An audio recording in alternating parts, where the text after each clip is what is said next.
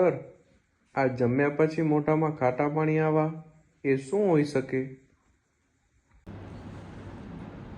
જમ્યા પછી જે ખાધેલો ખોરાક પાછો આવવો અથવા મોઢામાં ખાટા પાણી આવવા અથવા ઓડકાર આવવી, તો એ બધી જ કન્ડિશનને GERD કહેવાય છે, એટલે ગેસ્ટ્રો ઇસોફેજિયલ રિફ્લેક્સ ડિઝીઝ, કે જેનામાં શું થાય છે કે જે આપણું જઠર અને અન્નળીની વચમાં એક સ્નાયુનો બનેલો વાલ આવેલો હોય છે.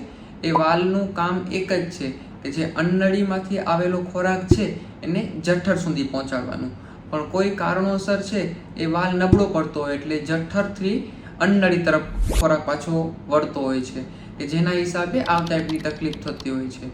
પણ જે વાલ છે એનું મુખ્ય કાર્ય એક જ છે કે એ એક જ દિશામાં ખોરાકને આગળ પહોંચાડતો હોય છે. તો કોઈ કારણોસર છે કે જે વાલ પ્રોપર કામ નથી કરતું અને ખોરાક છે પાછો અન્નળી બાજુ જાય છે, એટલે આ ટાઈપના બધા લક્ષણો જોવા મળે છે અને એને મેડિકલ ટર્મમાં GERD કહેવામાં આવતું હોય છે. તો ઘણા બધા કારણો છે કે આ કન્ડિશન થવા પાછળના. તો પહેલું છે ઓબેસિટી, કે જે લોકોનું વજન વધારે છે, બહુ જ વધારે પડતું જાડા છે, એ તો એમનામાં આ ટાઈપની તકલીફ જોવા મળતી હોય છે. બીજું છે અમુક પ્રકારની ડ્રગ, કે અમુક પ્રકારની ડ્રગની સાઇડ ઇફેક્ટમાં પણ આ ટાઈપની તકલીફ થતી હોય છે. ત્રીજી વસ્તુ આપણે જોઈએ તો સેડેન્ટરી લાઈફસ્ટાઈલ. સેડેન્ટરી લાઈફસ્ટાઈલ એટલે કે બેઠાડું જીવન, કે જે લોકો ઓફિસ વર્ક કરે છે અથવા તો વધુ પડતું કોમ્પ્યુટર ઉપર બેસવાનું થતું હોય છે, તો લાંબો સમય સુધી બેસીને જ વર્ક કરતું રહેવાનું હોય છે, તો એવા લોકોમાં પણ આ ટાઈપની તકલીફ જોવા મળતી હોય છે. ચોથું એનું મેઇન રીઝન છે કે લેક ઓફ એક્સરસાઇઝ, કે જે લોકો વ્યાયામ, કસરત, એક્સરસાઇઝ, યોગા એ બધું નથી કરતા, તો એવા લોકોમાં પણ આ ટાઈપની તકલીફ જોવા મળતી હોય છે.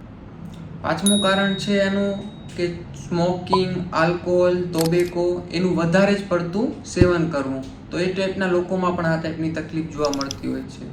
છઠ્ઠું કારણ છે કે જે લોકો છે બહારનું તીખું, તળેલું, તમતમતું, બ્રેડવાળું, પાઉંવાળું વધારે જમે છે, વધારે ખાય છે, એ લોકોમાં આ ટાઈપની તકલીફ જોવા મળતી હોય છે.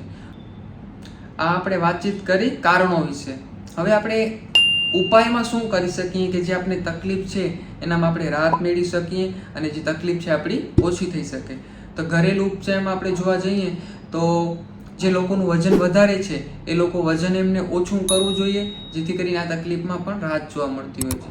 પ્લસ જે લોકો જમતી વખતે ટીવી જોવાનું અથવા મોબાઈલ જોવાનું વધારે એમની આદતો હોય છે, તો આદત સુધારવી જોઈએ, જેટલી જમવા ઉપર તેમનું ફોકસ રહે, કોન્સન્ટ્રેટ રહે અને જે જમેલો ખોરાક છે એ હળવે અને ચાવીને ખાવો જોઈએ.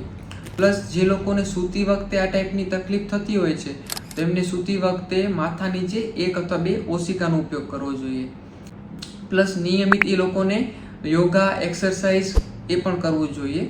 હવે જે લોકો બહારનું બહુ જ વધારે ખાય છે, તીખું, તળેલું, તમતમતું, મસાલાવાળું બહુ જ વધારે ખાય છે, તો એ લોકોને અવોઇડ કરવું જોઈએ અથવા બને એટલું ઓછું કરવું જોઈએ.